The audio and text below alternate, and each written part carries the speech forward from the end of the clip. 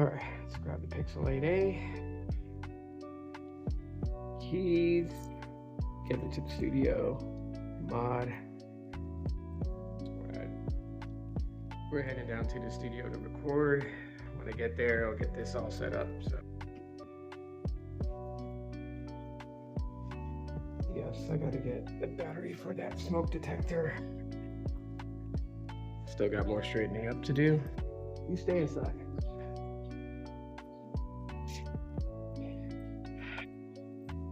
It's a beautiful morning.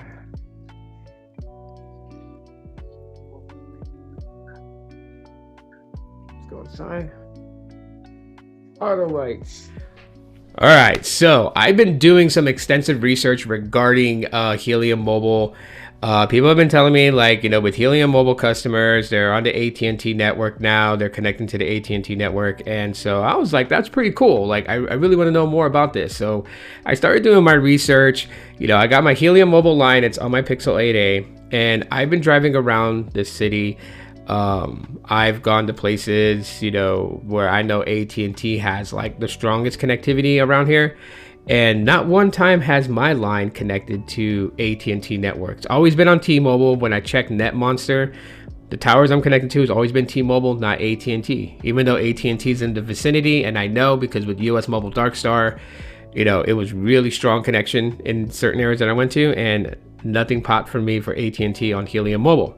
So I did a little bit of research, and I started to find out, what this whole thing is with Helium Mobile and At&t's partnership. And I talked about it in the past.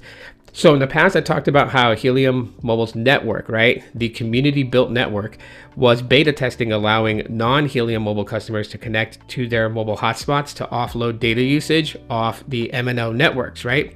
MNO meaning mobile network operator. And they were beta testing that. So At&t is the first one to actually sign on, right? When Helium changed their plans to the Zero, Air, and Infinity plan, at the same time, they also have a deal with At&t. So At&t customers can now connect to the indoor and outdoor hotspots that are on the Helium network. Now, if you guys want to know what those are, it's just, an outdoor hotspot device that you can deploy by connecting. You can put it like on a pole on top of the roof of your house. It's got a thing like 800-foot radius capacity. And the device connects to your home internet router. The way that Helium looks at all this is like, people have home Wi-Fi internet service. You're paying for an unlimited internet service at your home. And, if you're going to work doing a 9 to 5, you're not really home, you're not really utilizing what you're paying for. They're like, you can earn money by just getting an outdoor hotspot or even an indoor hotspot and connecting it to your home internet router and using your home internet as data connections for Helium customers that are in a nearby vicinity. And no, it doesn't crawl through your IoTs. So when you connect these devices to your home internet router, it is building a separate channel that is completely not connected to any of your IoTs. So you don't have to worry about anyone crawling in. And then on top of that, I'll show you guys, Helium Mobile customers do have to have it's kind of like a key. So when you sign up for Helium Mobile and you set up services, one of the things in the setup process you're going to see is this.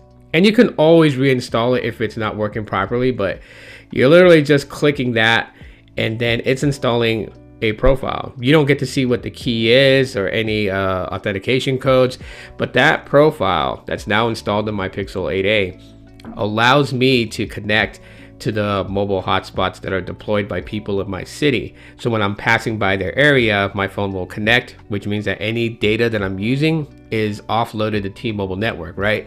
Because Helium has an MVNO agreement with T-Mobile, so defaultly my phone will connect to T-Mobile off Wi-Fi.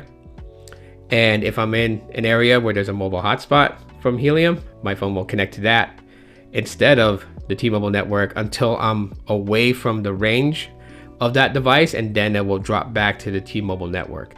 So none of the times that I've driven around the city in places where I know that At&t was pretty strong, because the US Mobile Darkstar line, I've speed tested and network tested and seen places where At&t is dominant. I live in, like the 5th largest city in the United States. So there's a lot of places to go to and try to test this out. And that one time has my line connected.